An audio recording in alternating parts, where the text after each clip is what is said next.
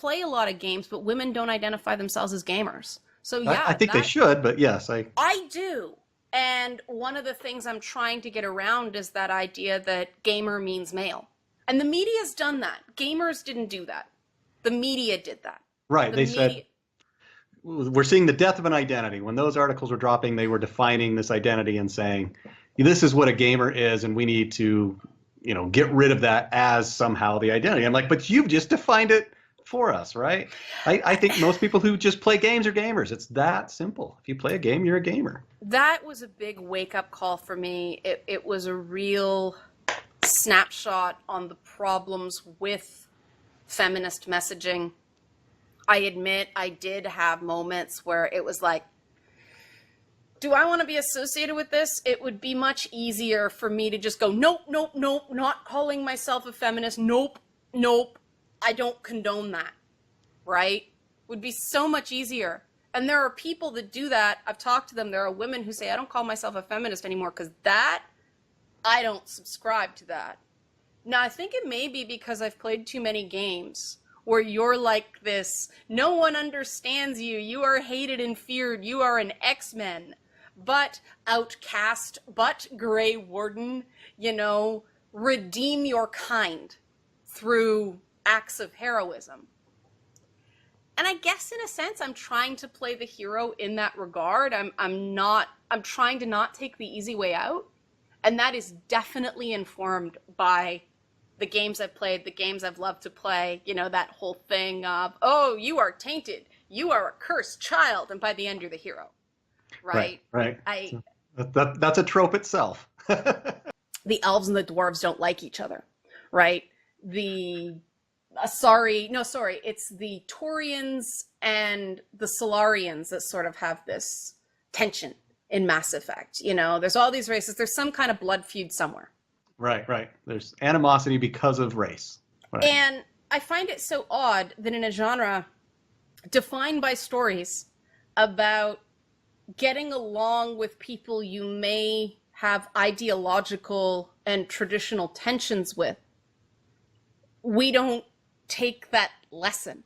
Because I know it's embedded very strongly with me, right? Because I've got Baldur's Gate, Icewind Dale, Planescape Torment, going all the way back, Quests for Glory, like they all kind of had this stranger in a strange land. Even the Fallout games or the Skyrim games, the game's racist. Yes. Skyrim is racist. They are the Nords. They are a very racist people. They look askance on Khajiit. I always play as a Khajiit. So, I was actually... A cat person. What a surprise. What a shock, right? I think that those moments in games where you didn't just watch something and go, I can check my phone, or I can just close my eyes and pretend it's not happening. I can go to my happy place. You're actively engaged. You have to select inputs based on what you're seeing from the screen. You can't ignore it in the same way. And I am really surprised that hasn't trickled down into our interactions with each other. It's something I'm on an active journey right now to try to understand. I don't understand why the games press thought it was a good idea to declare the death of the gamer identity. Right. I know why they did it. I don't know why, even from a rhetorical perspective, they thought that was a good idea. It seems to me, they were virtue signaling in some way, but I don't think it was a good idea. Maybe they did think it was, but it seems to me like the good that came out of this is that it broke the back of the press's, what would you call it there? The respectability, I guess. That gamers started to not trust them, and in a way, I think that's a good thing, because they started saying, "Well, I don't trust the gamer press. I trust my friends. I trust, I trust the reviews I see online. I trust other people other than the game press." And to me, that's a good kind of, breaking up. It's almost like the monopoly that felt like it existed. It will eventually be good, but what we're in right now is our own form of a crash. We're experiencing the crash of games journalism. Because, I think so, yeah. Yeah. What Gamergate did was, and now some subreddits have gone, they said Gamergate. What it did was it drained all the money out of games writing. Within 2 years, the going rate for an article freelance went from $250 to $100. Now, $250, you can make an all right living. Not great, but all right. You cannot make a living on $100 an article. There just isn't enough time in the week to drum up that much business. So in the short term, all the people who actually consider it as a career left, because it's not a career anymore, it's a soapbox. And so short term, all that's left are the ideologues that nobody liked in the first place, because they are fueled by their righteous fury, right? It isn't just about the money from them. Part of it is class. They don't need the money. They think they do, but that's because they live in San Francisco and pay $4,500 a month for an apartment, Right. you know. But they are funded by some of these progressive companies that are willing to lose money because of a greater culture war. They don't have the same dollars and cents basis that some of these other services do. So they're still standing for now. I think it's an unsustainable model. But then you've pushed the populist review into the pre-existing services like IGN, like GameSpot, and they do what they do, right? They do what they do well, but they do a very specific type of thing, and they're very advertiser friendly. Their primary loyalty is to their sponsors, not Yes, the consumers. I totally agree. Yep. Yeah, and it's great that Patreon is a thing now, because, you know, guys like Dave Rubin are doing exceptionally well, and so he can do long form interviews that YouTube determines is, you know, not appropriate for monetizing. But people like me, you know, we're barely getting by right now, and it's unfortunate because in games right now, money is speech, and these people, and I've talked to them, they are some of the most devoted gamers on the planet, but they don't have the money, or they don't perceive themselves to have the money to pay $1 a month on Patreon. That dollar actually matters to them. And on the one hand, I can go, oh, come on, you can afford $1. On the other hand, whoa, hold on, intersectional, check my own privilege. How do I know? Like, how do I know they're not deeply in debt? And I don't want them to give up the games they love that they're waiting and buying for $5 on a Steam sale. You know, if they're giving me $1 a month, they're giving up 2 games on Steam during the summer and winter sales. I can't ask them to do that. I can't ask them to take money away from the actual games to pay me to talk about them. That's foolish. But the money is consolidated in the very places that I don't think Gamergate wanted it to go. And I've had discussions with high-profile Gamergaters. I'm not telling you anything I haven't told them.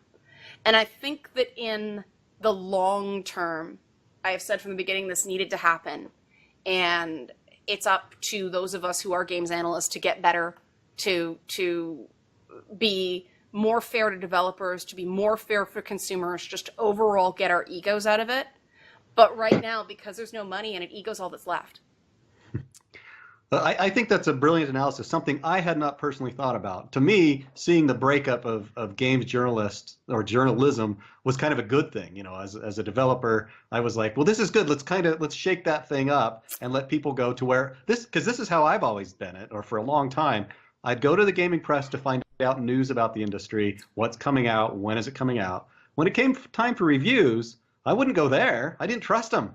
I'd worked in development long enough not to trust them. Mm-hmm. So I would go and I would read Steam reviews, or I'd go and read, personal reviews and an experience, but they'd go into depth and rarely give you a 9 out of 10. They'd just say, here's what I like, here's what I don't like, pros and cons. And I'm like, that's the sort of review I want to read. But most people go to Metacritic as their first stop. Yeah, and you know what's funny? Executives do that within the game industry. They're like, in fact, they'll put that as one of the things that is a target for you. And I don't know if this is public knowledge, but it is. They'll say, yeah, you need to get an 8 out of 10 on this to earn your bonus or to earn, and that's ridiculous, trouble. Right? Yeah. I got in trouble. The Gamergate people actually freaked out on me and bombarded me on Twitter because they found a comedy hosting gig I'd done where I was actually doing a routine on this very issue. I was borrowing from Chris Rock. Yeah. You know, I love hip hop music, but I'm tired of defending it. I love games, but I'm tired of defending them. And Right. one of the things I talked about was this monetized review process. And I said, now that I know this, that if game developers need an 8 to get their bonus, I can't give them a 7.5. I can't live with that. And people said, you're inflating your review scores. I'm like, excuse me? 0.5 is a distinction without a difference. I can't tell you the difference between a 7 and a 7.5 or a 7.5 and an 8. That is a feeling. That is, right. and because I grew up poor, my own conscience does not allow me to go, I am going to deny someone cash that they're going to use to feed their families and pay off their student debts and all that stuff on something that really doesn't matter much. And this is the thing. There is no difference between a 7.5 game and an 8 game. And then I found out I was wrong. The threshold is actually 8.5 now at a lot of companies. Yeah, so, it depends on the company. And yeah. the thing is, it's not universal, right? That doesn't happen at every game company, but it does come out, and it comes out enough that it's significant for everybody who's working on a AAA title where they're thinking about, my Metacritic score is really important to me personally. And yeah, so then that's why we start to have that backlash. Developers saying, well, I don't really like the games journalists because some of them gave me a bad score, or they can actually make a financial impact on me that's not related to sales, that's totally related just to their opinion. And that hurts. I get that it came from a good place. I get that it did. It was a way to reward critically acclaimed games that didn't necessarily sell well. But I do have an issue because I've seen the quality of the games press, and it shocks me. I mean, I have had to submit to the editorial process. This is part of the reasons I went independent and went on YouTube. And how do you tell your editor they don't know what they're talking about, right? Like, how do you have that fight? You can't. The editor has the ultimate power. And I got sick of seeing these editors at these major game sites write, these guys are writing articles about women in gaming, and then when I pitch an article about my experiences in gaming, I think we've done enough on the women in gaming topic for a while. Oh, and yeah. So there's a gatekeeping that's going on, and let's face it, if the games press were really arbiters, and I'm going to get in trouble for all of this, I know I am, I just don't care anymore. Well, you can always edit it out, right? I don't do that. I'm too lawful You're open. Good. I'm too lawful good to use selective editing. That's another way I get into trouble. But if the games press really knew how to create diversity in the workforce, the games press would be more diverse. It's not. They're not practicing what they preach. If you look at the hiring rosters, Polygon hired the founder of the Mary Sue to cover TV. That's not a woman writing about games. She's writing about Game of Thrones and Westworld. Those aren't video games. Right. You know, they're not walking the walk. And it's all well and good to say, we need more women in gaming. Well, how about this? Give us a job, you know? And let's face it, well, you know, they don't have the skills. Yes, they have the skills. What they don't have is the piece of paper. And some of the greatest game designers working in the industry do not have a Bachelor of Computer Science. That's true.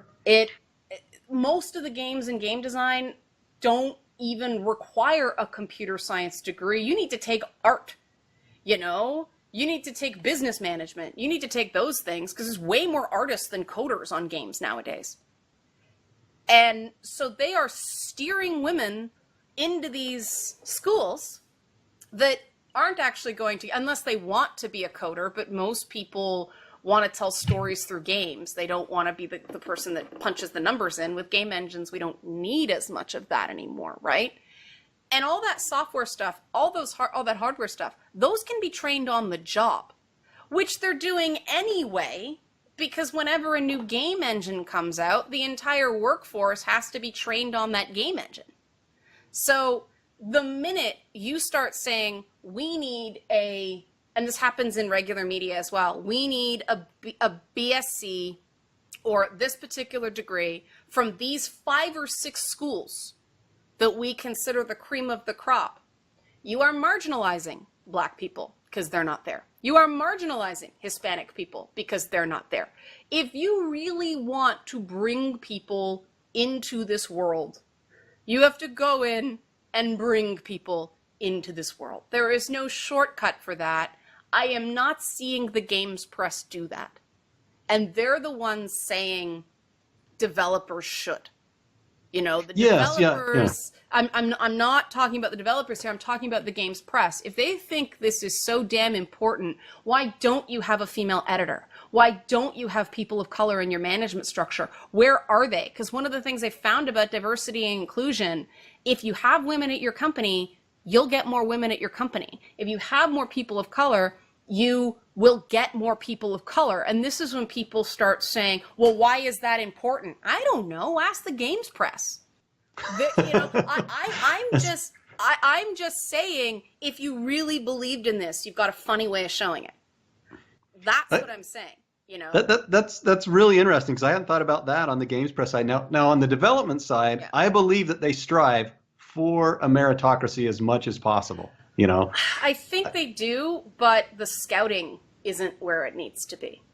You know, you wanna somebody to advise your game, you call Anita. She's spoken at pretty much every game studio. Where's the diversity of thought?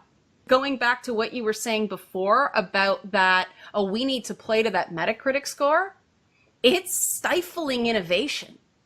Oh, I agree. Yeah. It's not letting developers experiment with format, because you guys know what the winning formula is to get that 9, right? You have a familiar pick up and play gameplay configuration. So weapons on it's either Halo or Call of Duty. So primary weapons on the trigger, grenades on the bumper, or you use the 2 triggers. Those are your 2 options. You're not allowed to change anything else, even if it may make sense. Because if that one prominent reviewer doesn't like your change, 7.5 out of 10, and there goes your Metacritic score, because certain ones are weighted, right? Games are not just built to appease critics now.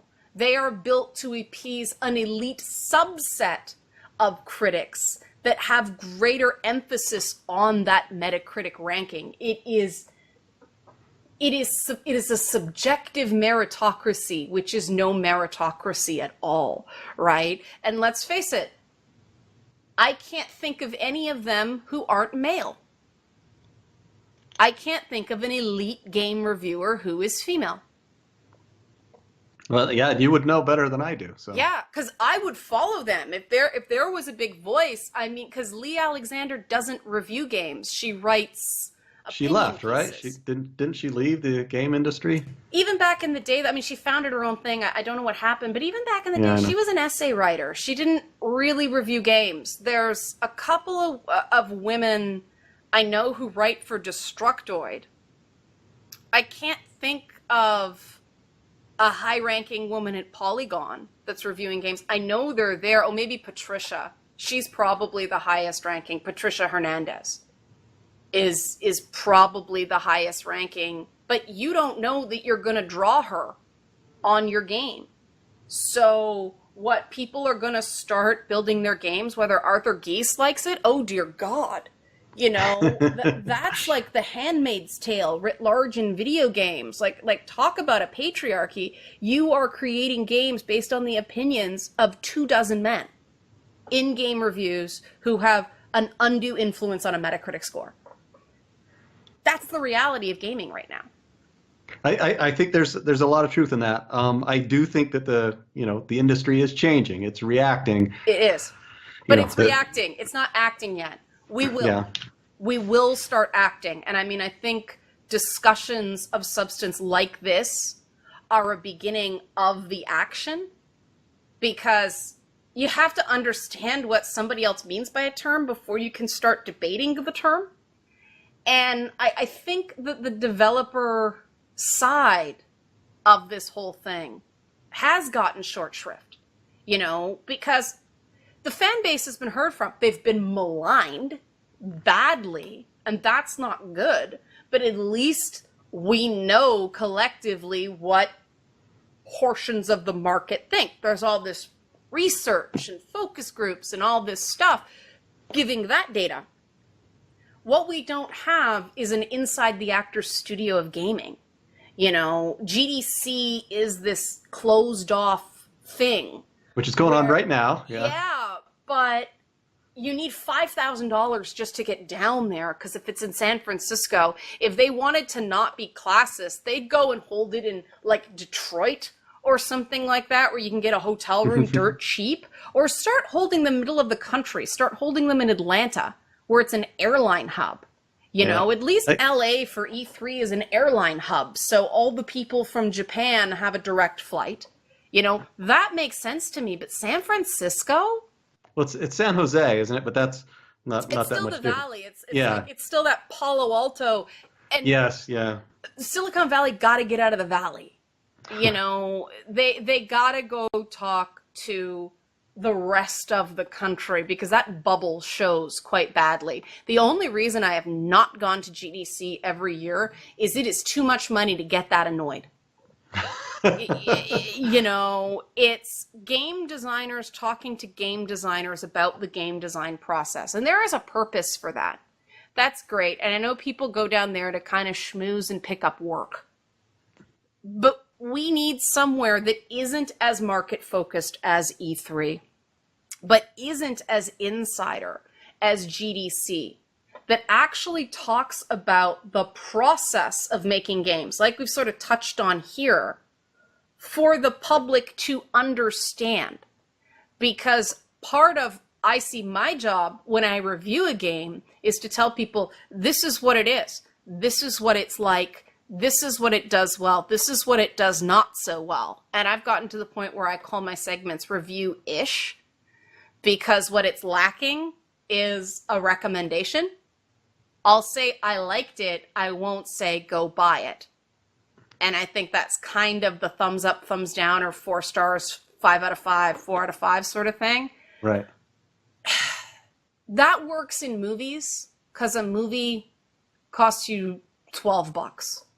It's a low risk. You buy a game and it sucks, and you bought it at launch. What's it up to now? $80? That's what it is in Canada. It's obscenely expensive. Some of those AAAs, they're up there, $60, $70 easy. Yeah. And that is someone's disposable income for a month sometimes. Right. They need to be damn sure they're going to like it. And that's part of the reason they turn to Let's Plays. The thing about Let's Plays is you got to be so careful about spoilers. People will play the whole game for people. And watching a game and playing a game are not the same experience. Yeah, they're not. So we still need good reviewers who can translate what it feels like to do something instead of somebody watching it. Because some of my favorite games to play, I admit, are not especially interesting to watch. And not everybody's like that. Esports is becoming this huge thing. But see, I think the pull towards esports is also kind of a disruptive feature of the industry right now, because we're losing co-op features to appeal to the esports community. And I get it. I get the business decision, but I didn't play Halo 5. It was the first Halo game I did not play. There's no couch co-op. And that's a game I play with my husband. So they didn't just lose one player. Yes, they lost one sale, but they lost 2 players appealing to esports. Gears of War, we still play because we can play together. Those are the experiences we want for those games.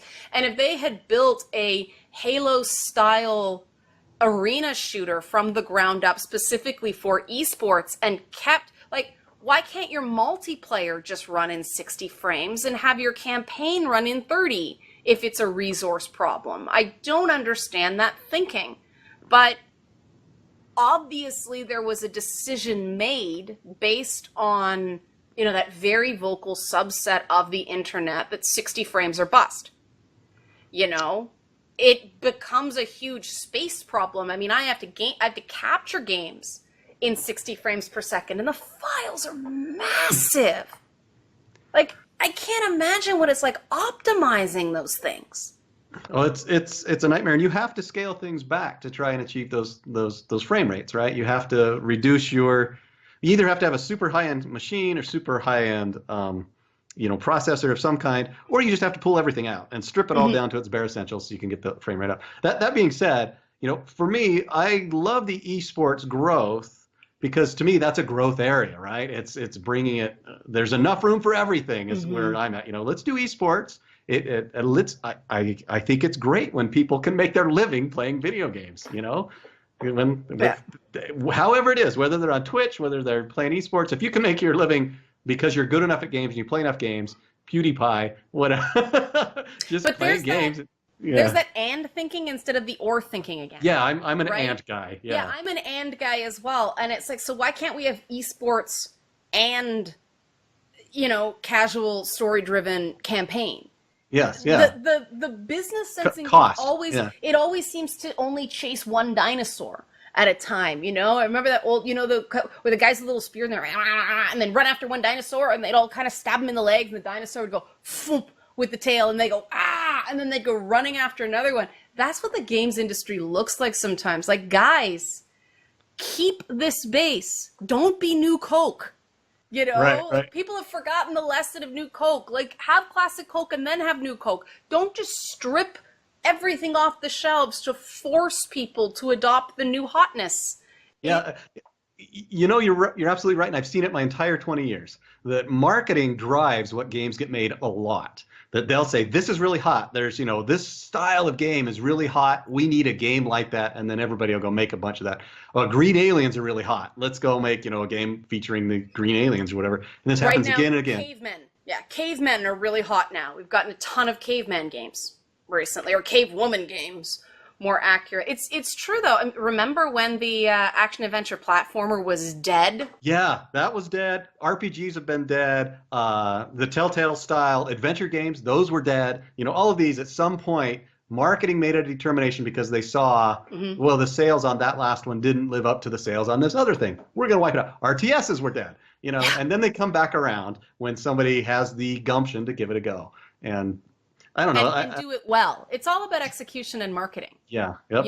You can't market a shooter the same way you market an RTS, the same way you market an RPG. Because in a shooters are easy to market. I think that's part of the reason they do so well, is you can kind of go, here's the thing. And you can show chopper, that spin out. Right. That's the game. That is the experience. Putting you in that. Who cares about the story in a shooter game? Like, really, the dialogue is more important than the story in a shooter. Whereas an RTS game, you can't effectively show strategy in 90 seconds or 30 seconds if you're buying a TV spot. RPGs, game publicists are so afraid of presenting story that RPGs suffer. That's why everything's 3, 4, 5, 6. I mean, far fewer people played The Witcher 1 than 3. I'm in that camp. I didn't play Witcher until Witcher 3. Yeah. A lot of people, and part of that was distribution. They just sort of it started as a PC game that Microsoft picked up. Good for them. And they got a big marketing push on 2. But then 3 was their first, I would say, full-blown AAA game. Yeah. And so that was the first experience, but why it was a known commodity. There were all these advocates of the franchise by that point telling their friends to play this game. Well, that's doing marketing's job for them. Like, you're not actually introducing people to new IPs in an effective way. And unfortunately, the only way to really do it properly is to have a cynical but effective working relationship with an ethical games press. And we don't have that right now. And this is of grave concern to me because people watch a PewDiePie video for PewDiePie. I don't know how many copies of Amnesia he sold. You know, it got to the point where developers had to ask guys like that, can you please not show the whole game? And, you know, there's kind of a performance art to that, but I don't know how many copies he actually sold. Brand awareness, yeah, okay. But being aware of a brand and actually getting that conversion to purchase it, I don't know, it's the same thing, right? You would think if Let's Plays sold games, then Amnesia, Machine for Pigs, Five Nights at Freddy's, all these things, these would be selling at the level of maybe not a Grand Theft Auto, but certainly up there with AAA, if this experience actually moved copies. Well, the thing is, I think it probably does. I'm my curious. opinion. Yeah, I'm curious.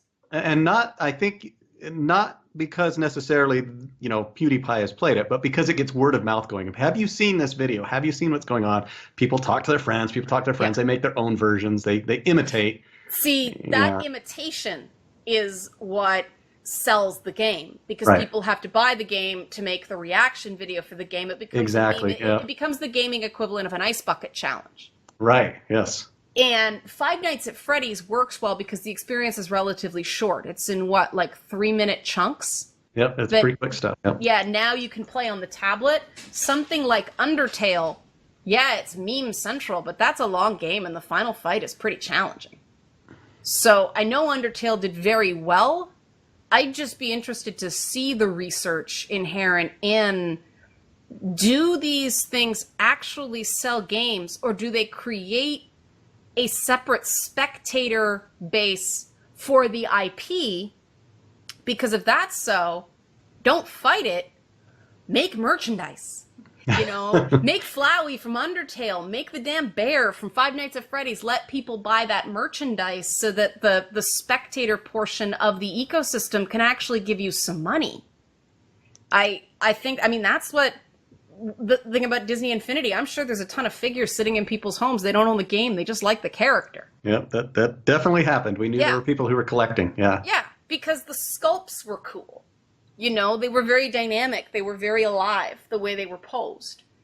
And from your guys' perspective, do you care? I mean, you still got that 10 to 14 bucks for the figure. You're still making money. Right. We did not care. Yeah. You buy it for whatever reason you want. Do whatever you want. Go melt it down. I don't care. You know, you bought it. You're selling happy. It made them happy. Everybody's happy. I mean, this is the sort of outside the box thinking that I wish games did more, instead of coming from this paradigm of fear of, oh God, the world is ending because things are changing. You know, I'm so sick of hearing the death of the gamer, the death of AAA, the death of this, the death of that. We must all be zombies or vampires because we're still here, even though we've allegedly died about 6 times. Yep. What does that do to morale in a studio, though? Constantly hearing this stuff. It's pretty crippling when you feel like you're being encouraged to, you know, chase whatever the new hot item is. What's the hot new thing?